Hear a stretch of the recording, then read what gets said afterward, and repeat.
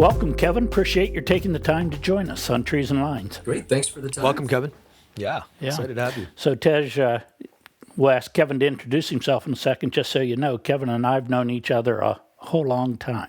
Oh, I bet. I believe he's a year ahead of me at WVU way back in the 70s. That's right, yeah. So we have known each other a long time. Kevin, I know you. And a lot of people that's listening know you, but for now, why don't you introduce yourself, give us a little background, tell us what you're up to. Sure. My name's Kevin Eckert. I'm a board-certified master arborist. I got a couple of forestry degrees at West Virginia University, as Phil mentioned. I was at a doing a talk at a PG&E conference, and they had everybody stand up how many years, and I was the geezer. I had 45 years. It was like a gut punch almost. It doesn't seem like that. So, at any rate, I've been around a long time, but I started out my career.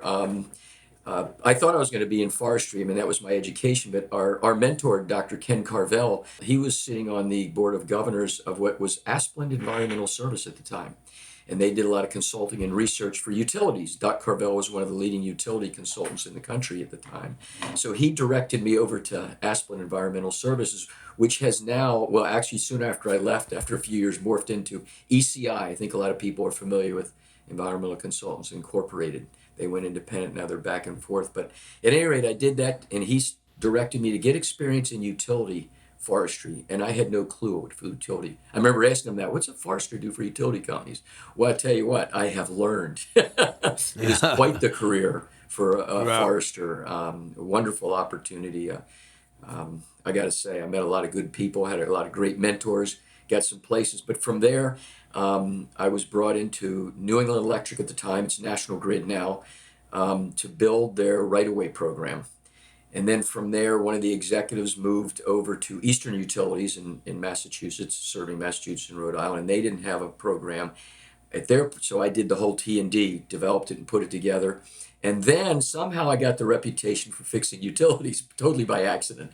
And Hawaiian Electric got in trouble in the early 90s with an island-wide outage, and ECI did the research, and Dennis Holowinski, who was president at the time, calls me up and said, hey, they need you in Hawaii.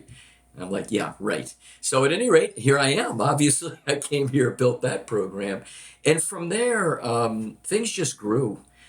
Tropical arboriculture is an exciting place to be.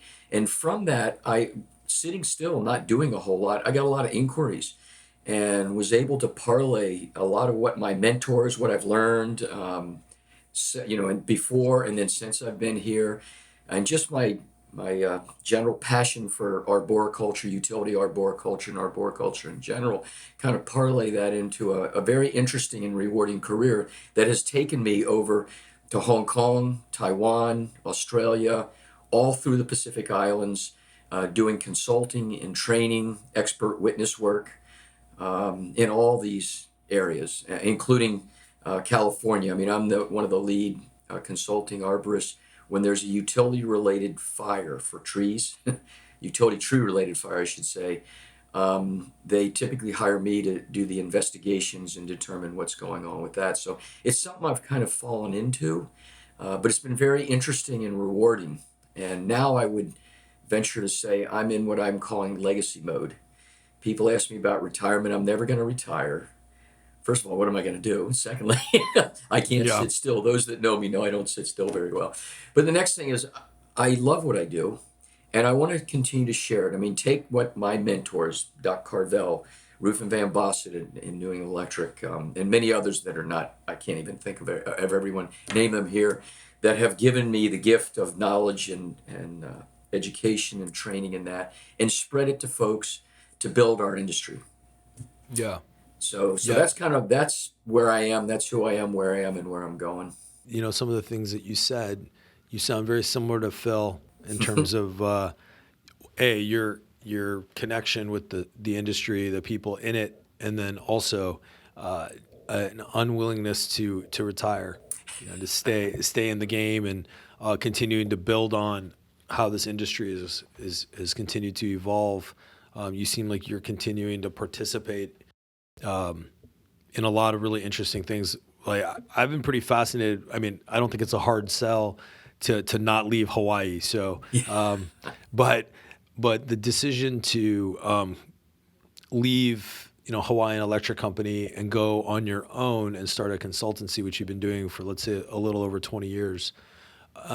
Talk to us a little bit about that transition for you. What prompted you to just kind of move away from the institutional side of this business and go on your own? Yeah, it was interesting. In fact, some of my friends before I left Hawaiian Electric were kind of nudging me a little bit because it is institutional, and Hawaiian Electric's a great company and treated me very well. No challenges there. But this is where the transition was. When I worked for Hawaiian Electric, I got a call in the middle of the night from CLP Power Hong Kong, and they wanted to know if they can ask me some questions. This is out of the blue. This is in the middle of the night, when we had phones by the bed, Yeah. with cords and all that. Right. And so 50% of our listeners, I'm sure, don't even know what you're talking about. exactly. That's why I had to describe it. Right. You're right. But at any rate, they called and wanted to know if they could ask some questions. But they had some challenges. To make a long story short, they asked me if they could ask some questions and whatnot. I said, how'd you find me? And they were in Australia, some conference, and someone there said, call Kevin in Hawaii. And I'm not even sure who that was. I don't know who I knew there. But at any rate, what that tells you is kind of a small, tight industry. So from there, I got a relationship with them and started doing work there. And the president of Hawaiian Electric saw a lot of what I was doing, kind of pro bono stuff outside. We were getting a lot of from the municipalities, the state, because we had the expertise internally. And he saw an opportunity to go what they call below the line. Utilities have businesses, and they say below the unregulated means below the line, the regulatory line. And so they're private industries the corporation sets up externally. So he said, could you set up a vegetation management consulting organization through HECO to provide services locally, which would be value added because we're still Hawaiian Electric and it's good for our customers. Yep. Absolutely, and we do good things, and then we can do some work and maybe make some money for the company on the side, and that was fun. So I had a good team, and that was running along pretty good. And I had to keep my time split. I had to do my full-time job at Hawaiian Electric, and then I had to do that on the side. So I was working my butt off, big time. But I was loving it. And at any rate, that was going on. And then 9/11 hit. And when that hit, there was a number of things that happened other than the obvious, is because Hawaii is so far away and we very much are isolated. Our major industry, tourism, that shut down. And so we went in a real depression, if you will, financially. And at that time, some of the below the line, Hawaiian Electric had a big building and operating power plants and working with other utilities internationally in that. And that organization wasn't doing very well. They were losing big bucks. And so their below the line business wasn't going well. And I was making money, but I'm making peanuts based on what their scale is. I thought it was pretty good, but and so the board of Hawaiian Electric decided to shut down all their below the line. So the president came up to me and said, "Hey, he apologized. I mean, you do what you want. I understand." And at that point, I said, could I take the clients and run with it on my own? And he said, "You built it. We're not doing anything with it. You do what you want to do." So thanks to his generosity in that, I decided I put up together a business plan and modified it a little bit and left Hawaiian Electric. I still do work for Hawaiian Electric and still did right after that. I kept it going, but we built a good staff, and I guess I was quite frankly getting a little bored just with routine maintenance and whatnot. Right. We did a good job, and the program was in really good shape. So I think I left a really good legacy there. Asked them to know if coming from me, I got a little biased opinion, but at any rate, I thought it was a good program, and then started to move out and really get much more diverse. I still do a lot of utility work, but I got into municipal, commercial. In fact, so here's another little bit about me I neglected to mention. I started out climbing trees. In WVU, I was doing work, we called it buzzies on the side. When I worked for New England Electric, one of the other arborists that worked for the company, he had a little tree company on the side. On weekends, we would do tree work, climbing and stuff. And we made more money on weekends than we did working for the electric company on our regular job. But it built I was doing it because I needed to make some more money. And it was fun. And I'm a physical guy anyway, and I enjoyed it. But I kept doing that. So I have continued to climb. And I still climb now, not like I used to, that's for sure. Wow. But I still do that. So that allowed a dimension that Yeah. provided me a scope that most other consultings and certainly utility foresters don't have. Because I could say, hey, well, Mr. Eckert, what do you do? I climb trees. And that kind of sets people back a little bit. And I can speak with great experience and authority about what that means and how it means. I can also communicate with the crews. So when I deal with many of my clients, from private property owners and corporations, when I'm in Hmm. court testifying, and I'm saying, no, I know exactly what is required for this, and here's why, then I have the stand. Yeah. How much of Kevin? How much of your business is consulting versus testimony work as a percentage split?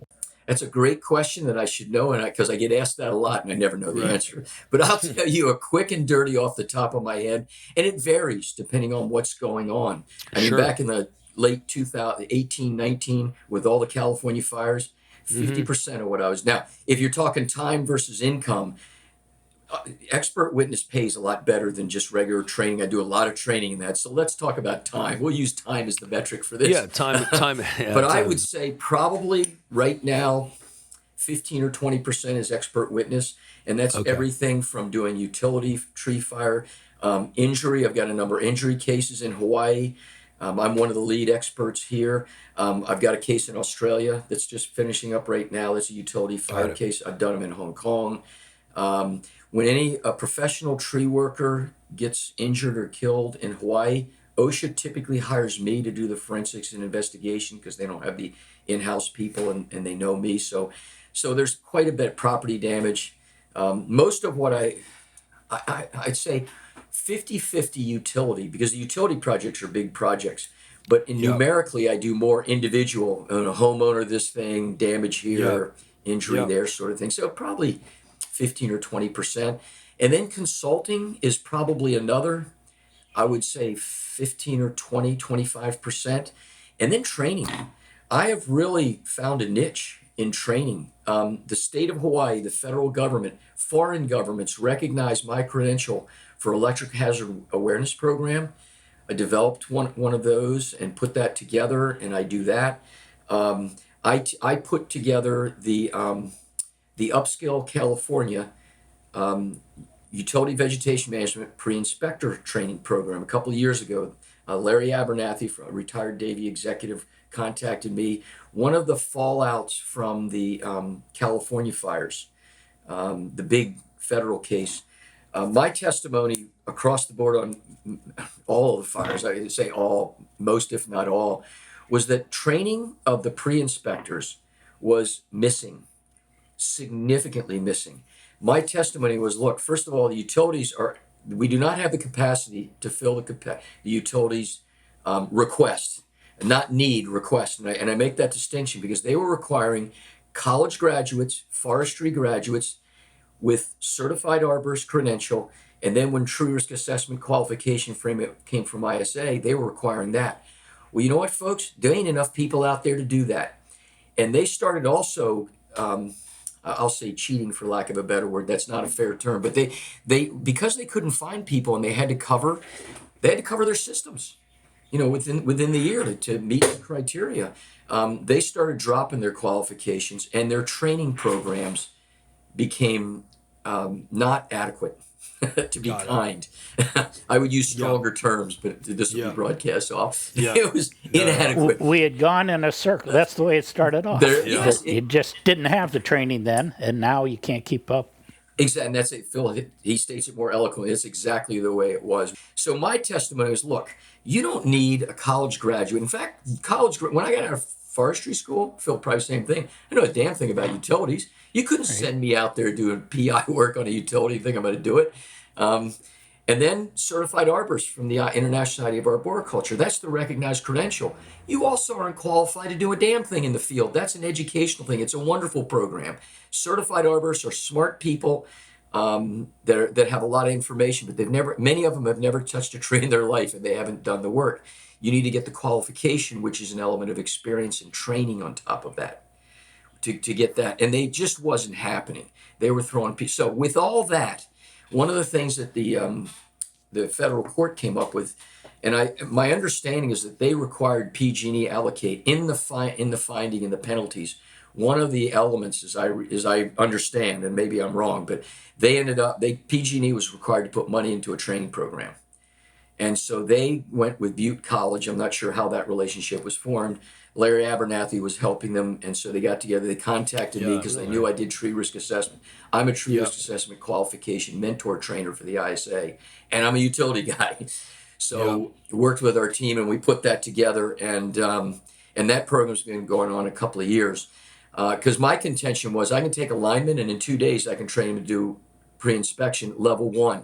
And 90% of what we need to do is level 1. And level 1 is walk down the line and look at the trees, identify the obvious defects. And that's 90% of when we go. I've been doing this for a lot of years. Phil could say the same thing. Support that. We can see it. Then there's probably, in this number I'm making up, 10% or whatnot of the trees you see. Sometimes it's less. I don't think it's ever more. But at any rate, you'll see a tree and go, you know what? I'd like to take a closer look. That's a level 2 where you get an arborist to walk around the tree and look a little closer. And so then we have the capacity for that. And I testified to that in several of the court cases. And so that's what we did. We developed this program where I'm bringing people in, high school diplomas, and we're telling them about utilities. We're teaching them biology. We're teaching them tree risk assessment. We're teaching them identification at a very basic level to help build capacity in our industry and service this need. You know, Kevin, first of all, that's great. And, kudos to you for, taking that initiative and trying to solve for that gap. I felt in recent months through my travels, have had some chats with perhaps peers of yours, who are also attempting to do that for either their locality on either a much smaller scale, to try to service that gap. Here's a question for you. What about an idea of coordinating with the ISA? ISA is this big elephant of an organization, right, with lots of resources at its disposal.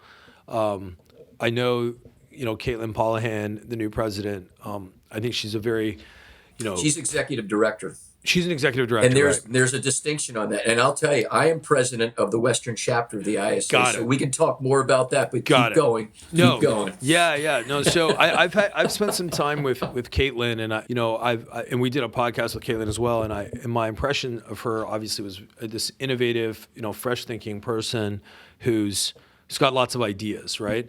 And the thing that you're solving for, is that not something that you can discuss with this larger organization and have the organization's focus also incorporate some of what you're solving for? Why is that not happening? I'm just kind of curious. Okay. Or is that episode 2? Oh, this is you're gonna open a can of worms. I was on the certification board for the ISA about 12 years ago. Mm-hmm. I tried to drive this, and the executive director at the time cut my legs out. As president of the Western chapter of the ISA, the biggest chapter in the world, I have revitalized that. I have sat down with Caitlin several times and talked about this. I am a subject matter expert for the ISA for tree risk assessment qualification. That's great. We are pushing this. The ISA's board is going to be at my conference. They're going to have a meeting. We're going to have some more discussions, and it's probably going to be interesting. Okay. It will be dynamic. I wonder if part of the issue is, I was with UAA for a lot of years, and I did find the new administration to be more interested in the utilities than the old administration, and cooperative. But I bet our membership is 2% of the total ISA membership, and that may be part of the driver there. Yeah. I guess shifting gears a little bit, Kevin, something I wanted to make sure that we talked about on this podcast, because you've, since 2002 and certainly before that, maybe 10 years prior, I think your time in Hawaii, the tropics have become a part of, I think, at least if I look at your CV and I look at the body of work and I think of Kevin Eckert, outside of the fact that, you were Phil's senior classmate at West Virginia and you guys have got a lot of similar history, you've got a real tropics body of work, right? Puerto Rico is, of course, what's coming to mind. Yes. And I'd like to hear your thoughts a little bit on the work that you've done there in the past, how you think they're currently doing, and some of the challenges you see for them, and why it seems like it's a difficult sort of, obviously the region gets battered by storms, and infrastructure is a tough situation. I feel very badly for the overall sort of people there. Talk to us a little bit about Puerto Rico, kind of your view, start to finish, like thoughts. Yes. Yeah. Well, I mean, so we were, John Goodfellow and I, John was brought in because he'd worked for Quanta before, and John and I came in since I had the tropical experience. And Yep. so we did an evaluation of that program. Now, unfortunately, COVID kicked in and we never actually set foot. We had some folks there and we're dealing with a lot of those remotely, but we had a good team on the ground there. And with John and my experience, I think we came up with some good challenges. But the problem is what we see with a lot of utilities. And I can use the analogy when I was with New England Electric and we bought Newport Electric, and they didn't have a program.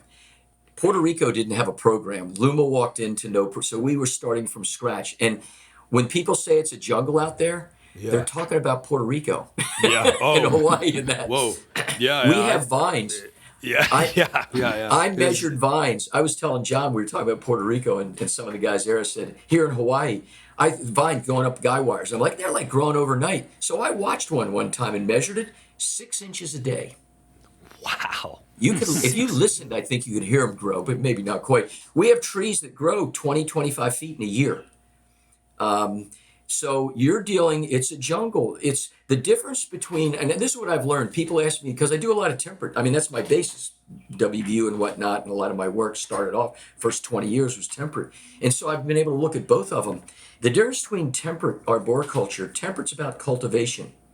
Tropical's about containment. It's control. Vegetation is very much the obstacle, the enemy in that. So they're constantly looking at that. And if they don't, you wait too long, and too long is not very long, it's ahead of you and you've lost it. And that's what happened in Puerto Rico. So they had a huge task ahead of them, because the other problem you have, the dynamic, and everywhere, and I appreciate this, people don't like change. And a big change in your backyard, if somebody comes in with a mowing machine or whatnot, and there's a right of way back there and it's a jungle and they clear it out, that's a big change. And that changes a lot of what they're looking at. It's I would characterize it as somewhat superficial, but maybe that's not fair. Yeah. Because people, when you look at the research done on trees and greens, sociologically, psychologically, education-wise, there's a measurable impact there. So it's not entirely smoke and mirrors, but that's the challenge that they were with Puerto Rico. And that is not cheap. Yeah. And so where's the money come from? And I guess the feds were involved. FEMA there was a number of federal, money involved. I wasn't involved in that so much. We had to come up with estimates of cost and what it would take to convert it and then start managing it. But the other problem is they didn't have the infrastructure there. And when I talk about infrastructure, we're talking about people on the ground that had the knowledge, the understanding of utility vegetation management, integrated vegetation management. They're pretty much in that control mode. You're out there, just kill it, cut it down. Oh no, by the way, next year it's going to be 20 feet again. And they're just chasing their tail is what I call it. So we had to develop a plan to do that conversion, and the costs were monumental. And of course, I know when I came to Hawaiian Electric, I had to educate our management, saying, we're going to have to, you guys are chasing your tail. We're going to have to manage it. We're going to have to take a little bit of a hit over here and concentrate here and slowly get us on a cycle as we're fighting this jungle. And so you gotta trust me on this. You got to go forward. And they did. The wonderful management here did that. Puerto Rico is a little different situation. The culture and the politics. Now, the other advantage that I think I may have, first of all, my wife's half Puerto Rican, so there's a little bit of an advantage there. But beyond that, the island cultures, Hawaii is definitely first world country, but I work in the Pacific Islands. Puerto Rico, whether we want to say it out loud or not, it's got some challenges there. Culturally, it's a little different. It's not good or bad. It's just different. The mentality is different than it is on the mainland and even in Hawaii. But Hawaii is different than the mainland. And American Samoa is different than Hawaii. Yep. And so is Pohnpei and Micronesia. These are all areas I work in. So I see that as well. And we're isolated. Now, we're far more isolated than Puerto Rico was. That was actually an advantage when we looked at it. But the bottom line is, you can't bring people from offshore in there and think everybody's going to love them. Yeah, They're no, not. And that's a no. big issue there. So we not only had the vegetation challenge, Yep. we had the manpower challenge, the person power Yes. challenge, I'm sorry, Person power challenge. bringing Yeah, them yeah, in. yeah. And then the Yeah. cost of mobilization, of Yes. equipment and people, Oh, the yeah. displacement of people. These are costs that we had to consider that are a big obstacle. And then when you bring folks in, one of the things about Hawaii, and so Hawaii, everybody wants to be in Hawaii. Yeah. They last maybe 6 months in Hawaii. They come, the cost of living is higher, the culture's very different. They don't realize how, I don't want to say bigoted for lack of a better word. They're used to being in their little frame of reference. They come to a place like Hawaii or Puerto Rico, and they're not the majority anymore. And they're real comfortable in theirs. And I say that only because we run into that. Folks come here, we bring linemen, tree guys in from, good people. They come in, they have a real cultural void. They don't last 6 months. And a Yeah. lot of times it's the wives. The wives say, you know what, honey, I love the climate. This is nice here, but I'm going home to mama. Yeah. We lose most of our people. That's another dynamic that they don't understand. That's a challenge for island states like Hawaii and Puerto Rico. So you put these together. Then, by the way, we're trying to mess with this, the vegetation is growing. It Yeah. doesn't care. Yeah. And Yeah, and it so doesn't. they're bringing managers in who don't even speak the language, coming from a different frame, good people, smart people. But man, good luck. Yeah. Good luck. And The, that's the interesting challenge of bringing Americans that might have some expertise and displacing the locals, and just the dynamics that were involved Yeah. there. It's a well, and that's complicated. one thing. It's a complicated problem for One sure. of the things and this is one of the things I told him right up front. I said, look, in Hawaii, I did not want to displace, and you're right, Phil, you are right on target. One of the things I told him up front is you want to bring in people on training crews. Now, you're not going to be as efficient, and this is going to cost you some money. And one thing that I have a challenge with, I have a challenge here with Hawaii, is tropical mentality is not the same as temperate mentality. And this is a whole anthropological study. Read Margaret Reed and some of those folks about the differences. Everybody thinks tropical people are lazy. No, they're not. We just didn't have to work for 3 months a year, and we die over the winter if we don't. You just do what you got to Right. do. Right, You live like this, and that's a culture. They're hardworking people, Oh, but yeah. it's different. So you bring Yeah. folks in with that mindset, and there's a bit of a clash. So what I told them, I said, look, guys, you are not going to displace. In fact, you don't want to. There's an advantage with having the local people there. You need to find local people that are going to meet your standard of work ethic, and you'll find them there, but you got to be gentle, and you've got to come in and help them understand. So you got to, and tree guys like us, we're not gentle. So Yeah. some of us are. So Who you talking to, I know Kevin? that's right. Yeah. But some of us are. But slowly, I said, what you got to do is build local leadership. I think what you've been able to do and prove out, and take downfield, will be obviously very applicable to Puerto Rico. And I think there's going to probably be a pretty welcome reception for it, given that they can now see, okay, like cultures, like landscape, right? It's a little bit more identifiable, Yep. perhaps, right? Somebody coming from, Yeah. a region in the U.S. where the topography is so different, it's probably a lot harder to digest versus, looking across the ocean and saying, wow, that looks a lot like us. We're open to hearing about it. Yeah. I mean, as far as the vegetation, I mean, the physical issues are the same. We still have some cultural things. And quite frankly, I appreciate and really feel bad for some of the things Puerto Rico's gone through and continues to go through. It's a lot different. And that's something that's going to be hard. I don't care where you're coming from. That's going to be hard because I've worked with some of those folks and talked to them, and you can see the edge. And I fully understand and appreciate the edge. Getting through that. And I think we can with a program like this, especially if we can give it, say, look, and this is what I'm doing in the Pacific Islands with the state foresters in the islands. It's the same approach. I'm like, look, I'm not the cavalry coming over the hill. I have resources. And then I've been doing this for 20 some years, so they know me and they trust me, and I can do this. You tell me what you want.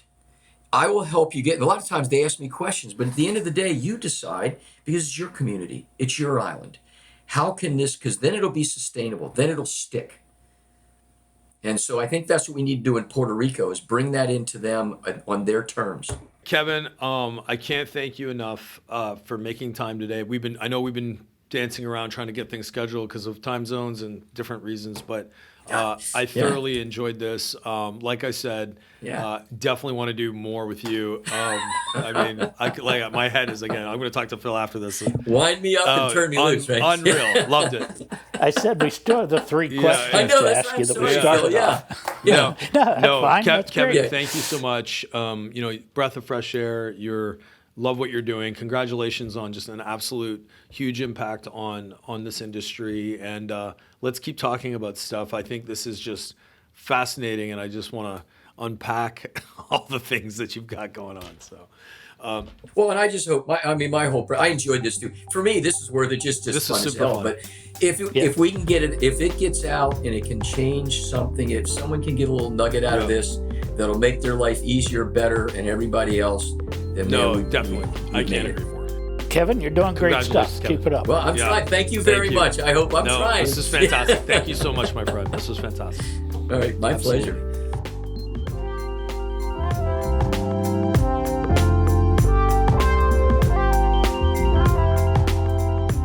That's it for this episode of Trees and Lines, brought to you by Iapetus Holdings. If you like the show, please give us a 5-star rating on Apple or Spotify. If you have any questions or comments on any of our episodes or ideas for topics or guests, we'd love to hear from you. Please contact us at treesandlines@iapetusllc.com. We'll chat with you soon.